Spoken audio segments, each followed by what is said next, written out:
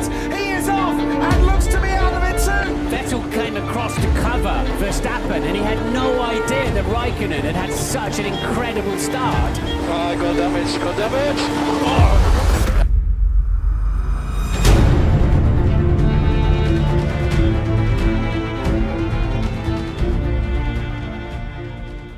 What if I told you that one moment of anger, one split-second decision, ended up changing Formula One forever? It's the 8th of May, 1982. 8 minutes left in qualifying at Zolder, and Ferrari star Gilles Villeneuve, driven by brilliance, obsession, and a betrayal he could never forgive, is about to begin a chain reaction that will haunt Formula One for years. This is the story of how a championship dream turned into a nightmare, and the tragedy Formula One still struggles to forget. Let me take you back to 1977. Gilles Villeneuve wasn't famous yet. He was just a kid from Quebec who loved going fast. "I always liked speed," he once said. "I remember being 6, 7, 8 years old, telling my father to go quicker." But here's where it gets crazy. This unknown driver caught the eye of Enzo Ferrari himself. Think about that for a second.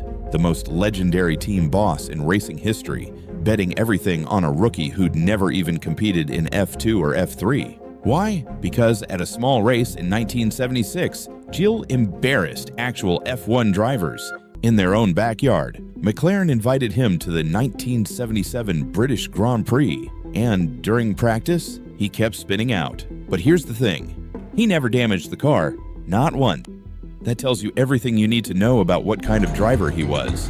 He was always on the edge, always pushing, always faster than everyone else. Enzo Ferrari signed him immediately, and by 1982, Gilles Villeneuve was a legend. 6 wins, epic battles, unbelievable loyalty. But that loyalty, that's what would destroy him. 1982 looked like Ferrari's year. Finally, after years of struggling with terrible cars, Ferrari had hope again. New car, turbo engine, 2 incredible drivers, Gilles Villeneuve and Didier Pironi. They were friends, best friends. They got along perfectly, laughed together, trusted each other completely. Or so Gilles thought, because sometimes the people closest to you are the ones who hurt you most. The season started terribly. Retirements, disqualifications, nothing was working. Gilles was disqualified from Long Beach for an illegal wing. A podium finish, stolen. Pironi's best result? 6th place. All that hype for nothing. The team was frustrated. The fans were losing faith. Then came Imola, their home race. And this is where everything went wrong. See, most of the British teams boycotted the race because of some political drama, so only 14 cars showed up.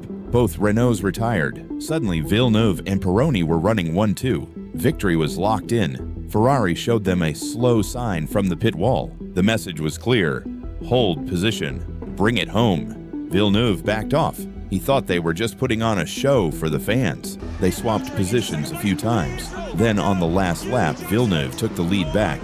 He thought that was it. Race over. But then, Pironi didn't lift. He passed Villeneuve on the last corner and stole the win.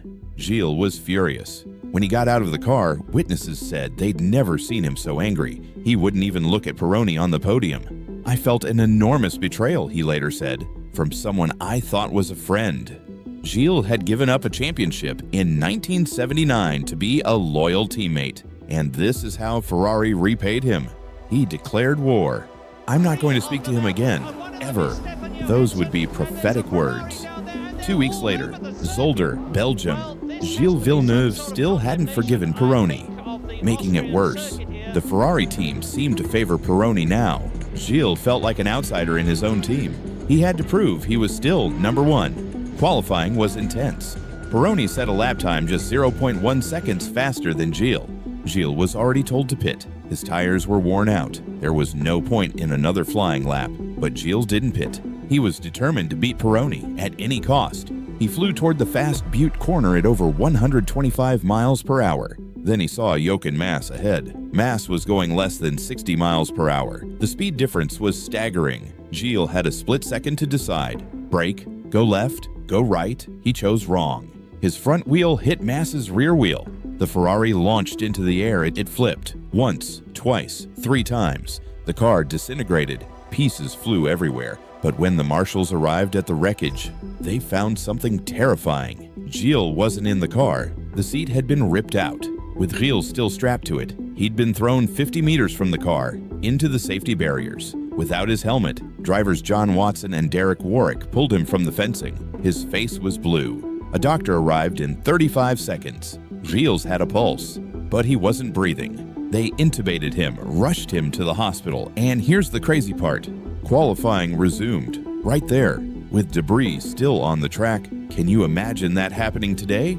Hours passed. Everyone was holding their breath. Then at 9:12 that evening, the news came. Gilles Villeneuve was gone. Ferrari had lost its shining star. Pironi was devastated. The team withdrew from the race. Gilles' final words had come true. He never spoke to Pironi again. But the story doesn't end there. Not even close.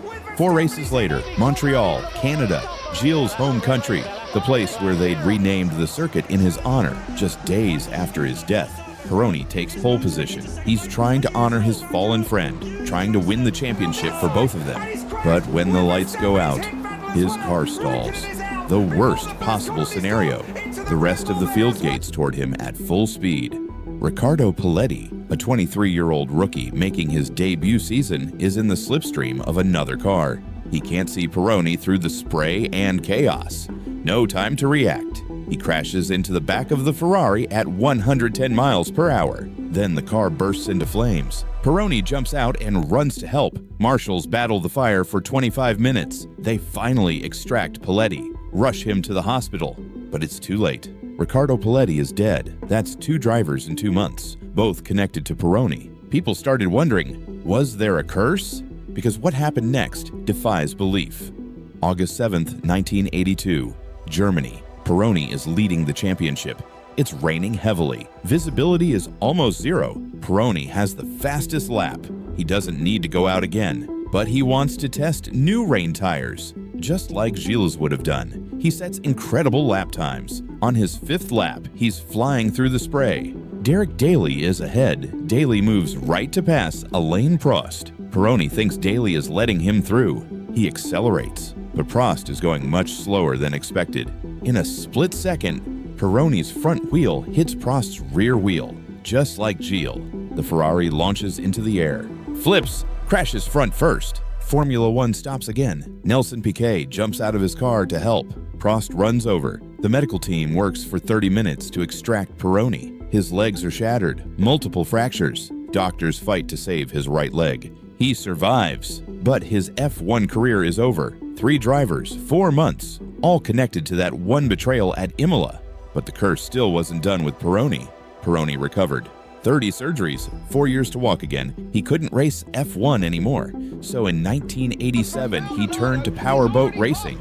August 23rd, 1987, Isle of Wight. Pironi is leading an offshore race. His boat hits a wave from an oil tanker. It launches into the air, flips, capsizes. Pironi and his 2 crew members are trapped underwater, stuck in their seatbelts. Help arrives quickly, but the impact was too strong. Didier Pironi is dead. It took 5 years, but the curse finally caught him. In the end, both Gilles and Didier died the same way, fighting against fate, pushing beyond limits, unable to slow down. After their deaths, Formula One changed forever. Better cockpits, better seatbelts, safer cars. The Montreal circuit was renamed Circuit Gilles Villeneuve. Zolder held only one more F1 race.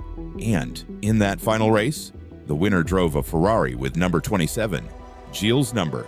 5 months after Pironi's death, his wife gave birth to twins. She named them Gilles and Didier in honor of both men. Jacques Villeneuve, Gilles' son, became F1 world champion in 1997. He achieved the dream his father couldn't. People say Ferrari makes legends out of its drivers. But in 1982, when Ferrari was struggling, it was Villeneuve and Pironi who made Ferrari legendary, even if it cost them everything.